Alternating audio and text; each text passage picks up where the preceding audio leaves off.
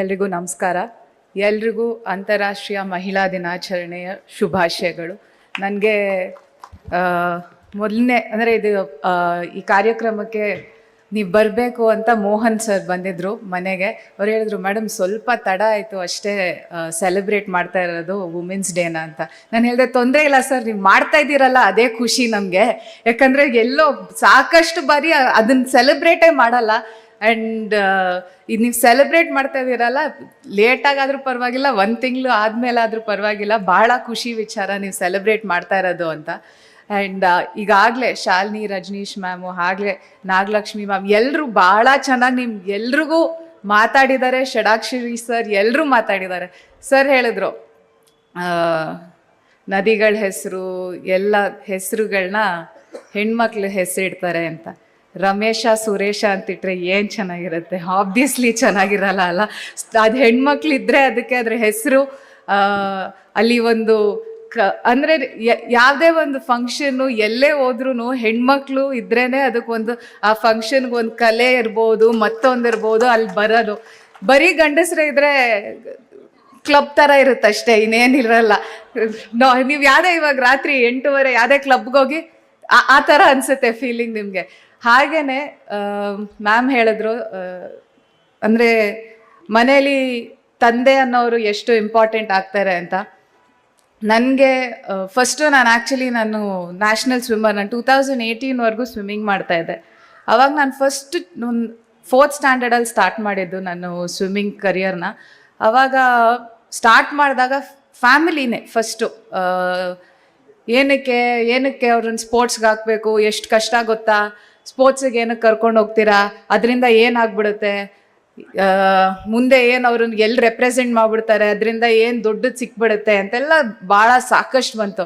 ನನ್ನ ತಂದೆ ಒಂದೇ ಮಾತು ಹೇಳಿದ್ದು, ಯಾವುದೇ ಹೆಣ್ಮಗು ಆದ್ರೂ ಅವಳ ಒಂದು ಫಿಸಿಕಲ್ ಫಿಟ್ನೆಸ್ಗೋಸ್ಕರ ನಾನು ಕಲಿಸ್ತೀನಿ ಅಂತ ಅವ್ರು ಸ್ಟಾರ್ಟ್ ಮಾಡಿದರು. ಅದಾದಮೇಲೆ ನಾನು ಕಂಪೆಟಿಟಿವ್ ಸ್ವಿಮ್ಮಿಂಗ್ ಸ್ಟಾರ್ಟ್ ಮಾಡಿದೆ. ಆ ಕಂಪೆಟಿಟಿವ್ ಸ್ವಿಮ್ಮಿಂಗ್ ಸ್ಟಾರ್ಟ್ ಮಾಡಿದಾಗ ಜಾಸ್ತಿ ಜನಕ್ಕೆ ಗೊತ್ತಿರೋದು, ಬಟ್ ಸ್ವಿಮ್ಮಿಂಗ್ ಕಾಸ್ಟ್ಯೂಮ್ಸ್ ಏನಿರುತ್ತೆ ಅದು ನೀವು ಹಾಕೊಂಡಾಗ ಅದು ನೋಡೋದು ಬಹಳ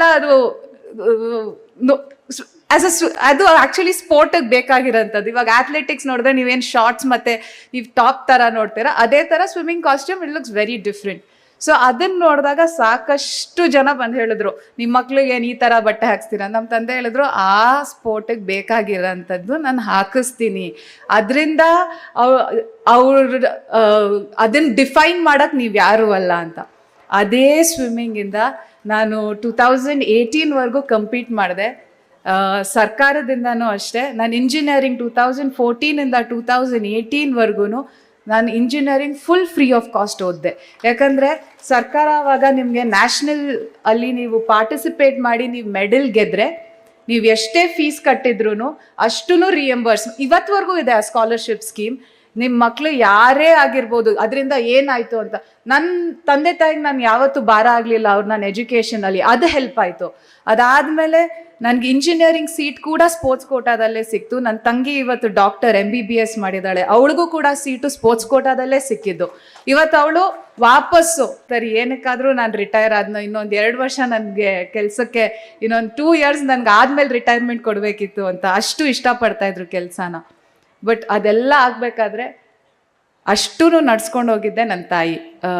ಯಾಕಂದರೆ ಅವ್ರು ಹೇಳ್ತಾರೆ, ಅಂದರೆ ನನ್ನ ತಂದೆ ಹೌದು ಕೆಲಸ ಇರ್ತಾಯಿತ್ತು, ತುಂಬ ಸತಿ ಏನಾಗುತ್ತೆ 9 to 5 ಜಾಬ್ಸ್ ಆಗ್ಬೋದು, ಅದಾಗ್ಬೋದು.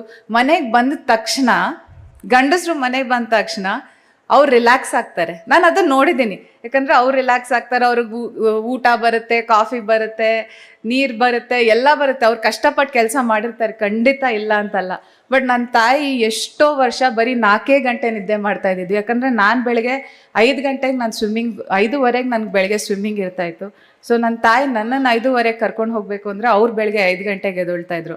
ನನ್ನ ತಂದೆ ಕೆಲಸ ಮುಗಿಸಿ ಅವ್ರು ವಾಪಸ್ ಬರ್ತಾ ಇದ್ದಿದ್ದು ಬಹಳ ಲೇಟ್ ಆಗ್ತಾಯಿತ್ತು. ಸೊ ಅವ್ರು ಒಂದು 10-10:30 ಬಂದರೆ ಅವ್ರಿಗೆ ಊಟ ಕೊಡಬೇಕಿತ್ತು.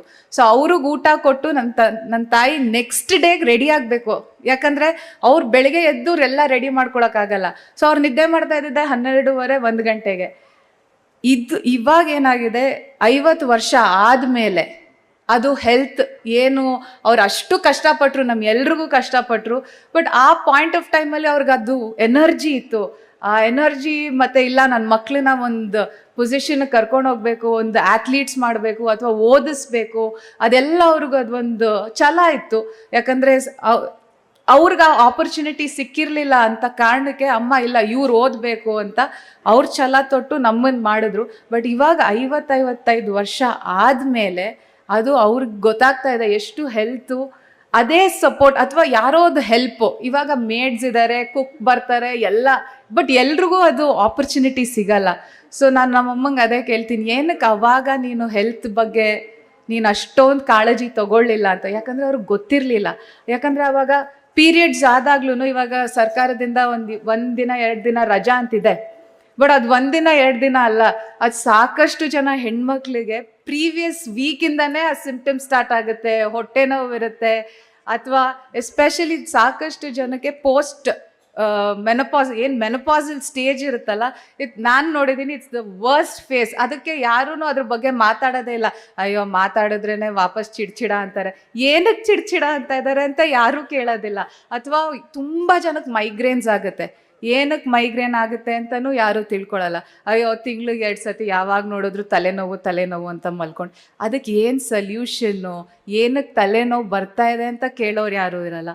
ಸೊ ನಾನು ಅಟ್ಲೀಸ್ಟ್ ಇವಾಗ ಈ ಕಾಲದಲ್ಲಿ ನಿಮ್ಗೆ ಇನ್ಫಾರ್ಮೇಷನ್ ಇದೆ, ಅವ್ರು ಯಾರೋ ಸಪೋರ್ಟ್ ಮಾಡ್ತಾ ಇಲ್ಲ, ಖಂಡಿತ ಮಾಡಬೇಕು.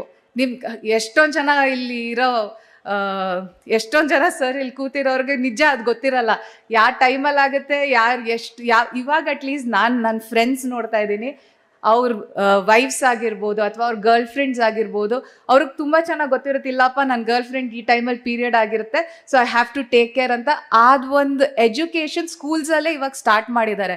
But 50-55 years and above, sorry, but ಅವ್ರಿಗೆ ಆ ಎಜುಕೇಷನ್ ಇಲ್ಲ ಅಂತ. ಆ್ಯಂಡ್ ಆ ಎಜುಕೇಷನ್ ಇಲ್ಲ ಅನ್ನೋದಕ್ಕಿಂತ ಅದು ಏನಾಗಿದೆ, ತುಂಬ ಒಂಥರ ಹರ್ಷ ಸಿಚುವೇಶನ್ನು.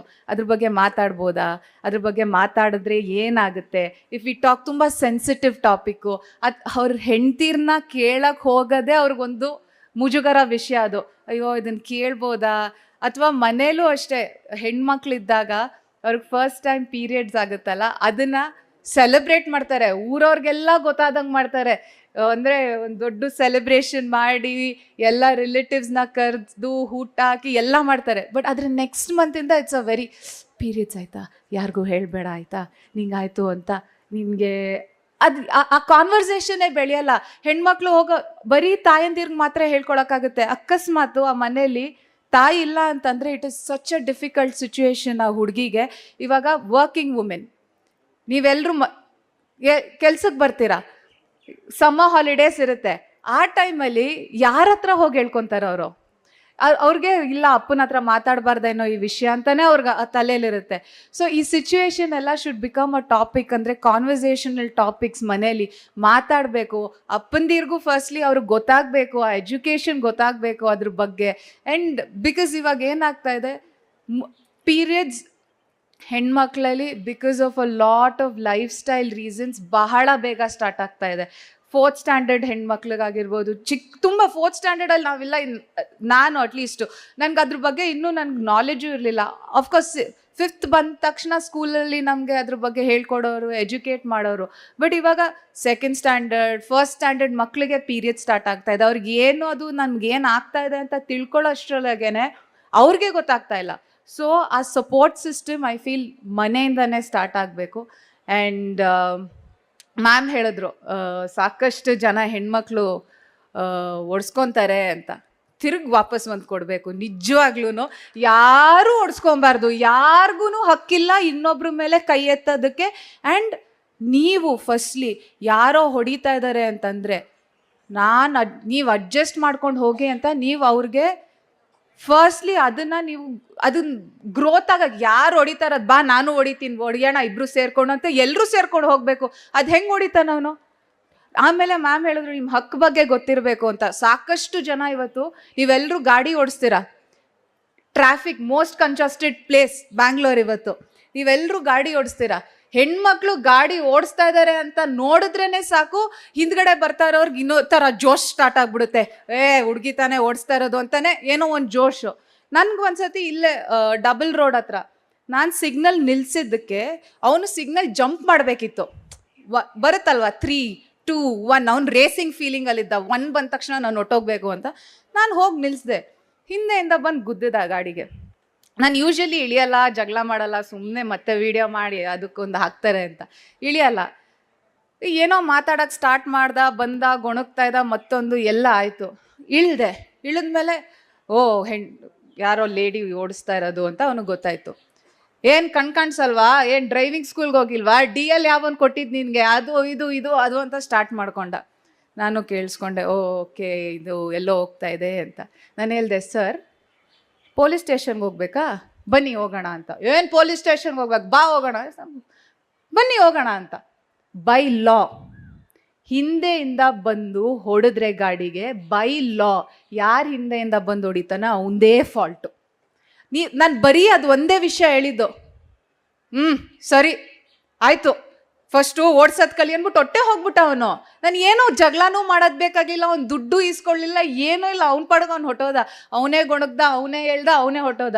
ಅದಕ್ಕೇನೆ ಲರ್ನಿಂಗ್ ದ ಲಾ, ನಿಮ್ಮ ಹಕ್ಕನ್ನ ನೀವು ತಿಳ್ಕೊಳ್ಳೋದು ಬಹಳ ಇಂಪಾರ್ಟೆಂಟ್ ಆಗುತ್ತೆ. ನೀವು ಯಾವತ್ತೇನೆ ಯಾವುದೇ ಸಿಚುವೇಶನಲ್ಲಿರ್ಬೋದು, ನೀವು ಒಂದೇ ಒಂದು ಸತಿ ಅವ್ರಿಗೆ ವಾಪಸ್ ಇನ್ ಟರ್ಮ್ಸ್ ಆಫ್ ಲಾ ಹೇಳಿ, ಫಸ್ಟ್ಲಿ ಅರ್ಥ ಆಗಲ್ಲ ಆಯಿತಾ, ಅದು ಬಿಟ್ಟಾಕಿ ಅವ್ರಿಗೆ ಅರ್ಥ ಆಗಲ್ಲ ಆಯಿತಾ. ಅರ್ಥ ಆಯಿತು ಅಂತಂದರೆ ಹೆದರ್ಕೊಂಡ್ಬಿಡ್ತಾರೆ. ನಾನು ಬಿಕಾಸ್ ನಾನು ಇಂಡಸ್ಟ್ರಿಯಲ್ಲಿ ಇರೋದ್ರಿಂದ ನಾನು ನೋಟಿಸ್ ಮಾಡಿದ್ದೀನಿ, ಬಹಳ ಸೋಷಿಯಲ್ ಮೀಡಿಯಾದಲ್ಲಿ ನಮಗೆ ಇಶ್ಯೂ ಆಗುತ್ತೆ. ನಾವೇನೇ ವಿಡಿಯೋ ಹಾಕಿದ್ರು, ಮತ್ತೊಂದು ಹಾಕಿದ್ರು, ಕಾಮೆಂಟ್ಸ್ ಬರೋದಾಗಿರ್ಬೋದು, ಇನ್ನು ಮತ್ತೊಂದು ಎಲ್ಲ. ಯಾರೋ ಒಬ್ಬ ಒಂದಿನ ಕಾಮೆಂಟ್ ಹಾಕಿದ್ದ, ಅವನ ಪ್ರೊಫೈಲ್ ಪಿಕ್ಚರು ಅದು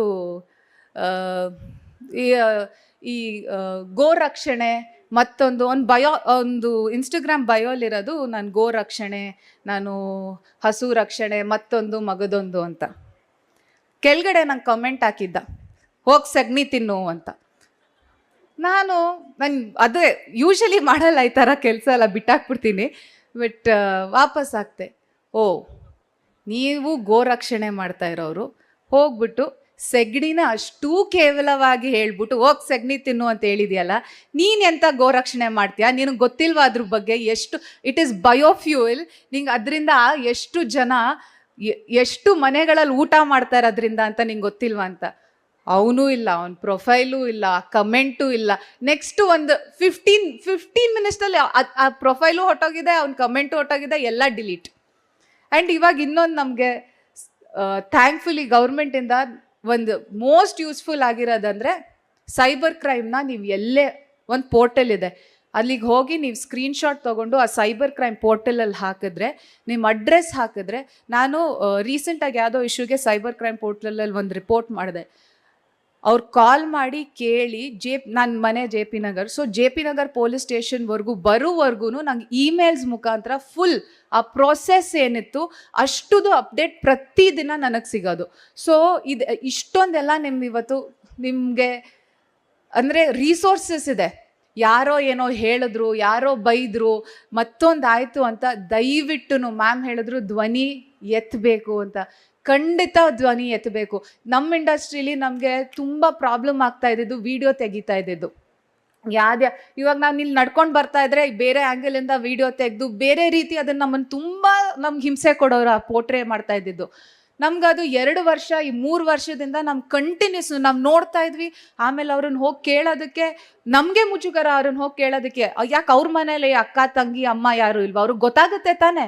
ಆ ಥರ ವಿಡಿಯೋ ಹಾಕಿದ್ರೆ ಅದು ಆ ಆ್ಯಂಗಲೇ ತಪ್ಪು ಅಂತ ಅವ್ರಿಗೆ ಅದು ರಿಯಲೈಸೇಷನ್ ಅವ್ರಿಗೆ ಗೊತ್ತಾಗಬೇಕು ತಾನೆ. ಆ್ಯಂಡ್ ಇನ್ನೊಬ್ರು ಅದಕ್ಕೆ ಕೆಳಗಡೆ ಯಾರೋ ಕಮೆಂಟ್ ಹಾಕಿದ್ರು, ನೀವೆಲ್ಲರೂ ಸೀರೆ ಹಾಕೊಂಡು ಹೋಗಿ ಎಲ್ಲ ಸರಿ ಹೋಗುತ್ತೆ ಅಂತ. ಸೀರೆ ಹಾಕೊಂಡು ಹೋದ್ರೂ ಮೇಲ್ಗಡೆ ಆ್ಯಂಗಲಿಂದ ತೆಗೆದ್ರೆ ಅದು it is a very very bad angle. ನಾವು ಸೀರೆ ಹಾಕೊಂಡು ಹೋದಾಗ್ಲೂ ಹಿಂದ್ಗಡೆ ಬೆನ್ ಶಾಟ್ ಇಟ್ರೆ it is a very bad angle. So ಆ ಕಾನ್ಷಿಯಸ್ನೆಸ್ ಏನಿತ್ತು ನಾವೆಲ್ಲರೂ ಡಿಸ್ಕಸ್ ಮಾಡಿ ಇವತ್ತು ರೇಸ್ ಮಾಡಿದ್ದಕ್ಕೆ issue, it is being spoken through out. ಬರೀ ಕರ್ನಾಟಕ ಅಂತಲ್ಲ, ಪ್ರತಿಯೊಂದು ಇಂಡಸ್ಟ್ರಿಯಿಂದನೂ ಈ ವಿಷಯ ಇವತ್ತು ಮಾತಾಡ್ತಾ ಇದ್ದಾರೆ. ನಾನು ಯಾವುದೋ ಒಂದು ಕಾರಣಕ್ಕೆ ಧ್ವನಿ ಎತ್ತಿದ್ದು. ನಿಮಗೆ ಗೊತ್ತಿಲ್ಲ ಅದು ಯಾವ ಥರ ಕ್ರಾಂತಿ ಆಗ್ಬೋದು, ಆಗ್ತಾ ಇರೋದು ಅದು ಒಂದು ಏನು ನೋವಿದೆ, ಅದು ನೀವು ಯಾರೋ ಒಬ್ರು ಧ್ವನಿ ಎತ್ತಿದ್ರೆ. ಆ್ಯಂಡ್ ಒಂದು ಹೆಣ್ಮಕ್ಳು ವಿಚಾರ ಅಂತ ಬಂದಾಗ ನಾವೆಲ್ಲರೂ ಒಂದು 2 ಬ್ಯಾಕ್ ಸ್ಟೆಪ್ ತಗೋತೀವಿ. ಅಯ್ಯೋ ಮಾತಾಡ್ಬಿಟ್ರೆ ಗಂಡ್ಬೀರಿ ಅನ್ಕೊಂತಾರೆ, ಅಯ್ಯೋ ಎಷ್ಟು ಮಾತಾಡ್ತಾಳಪ್ಪ ಇವಳು, ಮಾತಾಡಿದ್ರೆ ಏನೋ ಇವಳ್ದು ಒಬ್ಳದೇ ದೊಡ್ಡ ಪ್ರಾಬ್ಲಮ್ ಇರೋದು, ಇನ್ಯಾರಿಗೂ ಇಲ್ಲ. ಯಾರಿಗೂ ಇಲ್ಲ ಅಂದರೆ ಎಲ್ರಿಗೂ ಇದೆ ತಾನೇ ಆ ಪ್ರಾಬ್ಲಮ್ಮು. ಯಾರೋ ಒಬ್ರು ದಯವಿಟ್ಟು ಧ್ವನಿ ಎತ್ತಿ. ನೀವು ಆ ಧ್ವನಿ ಎತ್ತಿದಾಗ ಖಂಡಿತ ಒಂದು 10 ಕೈಗಳಾದರೂ ನಿಮ್ಮ ಜೊತೆ ಬಂದು ಅದಕ್ಕೆ ಸಾಥ್ ಕೊಟ್ಟೇ ಕೊಡ್ತಾರೆ. ಆ ಸಾಥ್ ಕೊಟ್ಟಾಗ ವಿಷಯ ನಿಮಗೆ ಗೊತ್ತಿಲ್ಲ ಯಾವ ಮಟ್ಟಕ್ಕಾದರೂ ಬೆಳಿಬೋದು. It can become a national issue. So ಅದರಿಂದ ನಿಮಗೆ ಗೊತ್ತಿಲ್ಲ, ಅದು ಇಟ್ ಕೆನ್ ಗೋ ಎಲ್ಲಿಗಾದರೂ ಹೋಗಿ ಅದು ನಿಮ್ಗೆ ಲಾ ಆಗಿ ಕೂಡ ಇಟ್ ಕೆನ್ ಕನ್ವರ್ಟ್ ಆಗ್ಬೋದು. ಮ್ಯಾಮ್ ಹೇಳಿದ್ರು ಅಂಬೇಡ್ಕರ್ ಅವರು ಅವತ್ತು ಒಂದು ಎಲ್ಲೋ ಧ್ವನಿ ಎತ್ತಿದ್ರು ಅಂತ.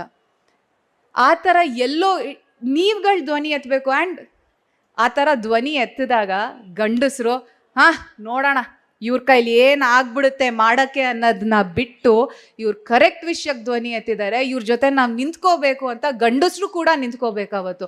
ಅವಾಗಲೇ ಅಲ್ಲಿ ಒಂದು ಸಮಾಜದಲ್ಲಿ ಒಂದು ಚೇಂಜ್ ಅಂತ ಬರೋದಕ್ಕೆ ಸಾಧ್ಯ. ಸೊ ನಾನು ಫಸ್ಟ್ಲಿ ಶೆಕೆ ಆಗ್ತಾಯಿದೆ ಗೊತ್ತು ಖಂಡಿತ, ಎಲ್ಲ ಇದು ಬಿಸಿಯಿಂದ. ಬಟ್ ನಾನು ಹೋಗಿ ಫ್ಯಾನಲ್ಲಿ ಕೂತ್ಕೋತೀನಿ. ಬಟ್ ನಿಮಗೆ ಸಾರಿ, ನಾನು ಬಟ್ ನನಗೆ ಇವತ್ತು ಈ ಕಾರ್ಯಕ್ರಮ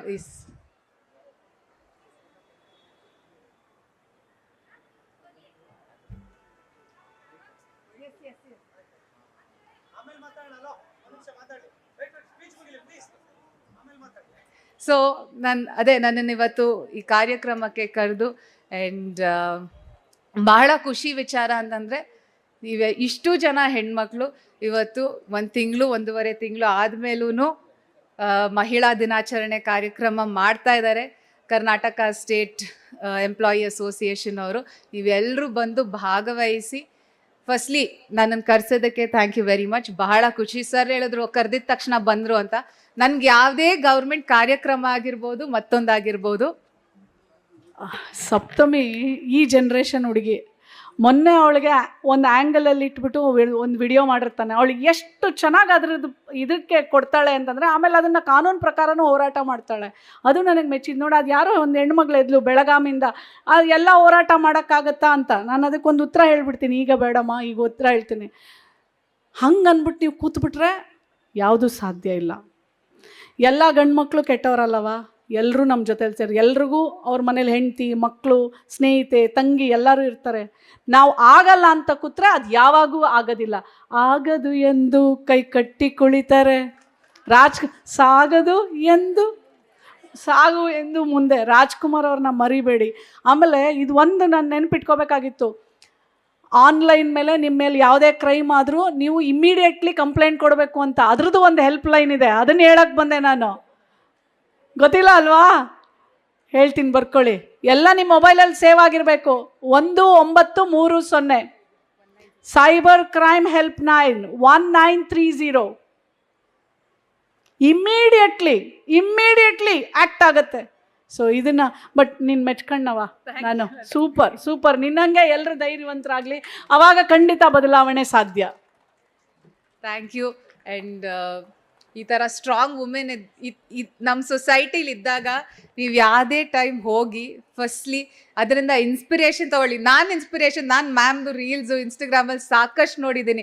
ಅವ್ರು ಹಾಸ್ಟೆಲ್ಸ್ಗೆ ಹೋಗಿರೋದು, ಹಾಸ್ಟೆಲಲ್ಲಿ ಹೆಣ್ಮಕ್ಳಿಗೆ ಅವ್ರು ಎಷ್ಟು ಅವರು ಸಪೋರ್ಟ್ ಮಾಡಿರೋದು ಪ್ರತಿಯೊಂದು ನಾನು ನೋಡಿದ್ದೀನಿ. ಸೊ ಈ ಥರ ಇದ್ದಾಗ we will take inspiration from the women of today. ಇವತ್ತಿನ ಹೆಣ್ಮಕ್ಳಿಂದ, ನಮ್ಮ ಮನೆಯಲ್ಲಿರೋ ಹೆಣ್ಮಕ್ಳಿಂದ, ನಮ್ಮ ಸರ್ಕಾರ ಅಲ್ಲಿರೋ ಹೆಣ್ಮಕ್ಳಿಂದ ನಾವು ಇನ್ಸ್ಪಿರೇಷನ್ ತಗೊಂಡು we will become stronger as a gender, as a society. Thank you so much.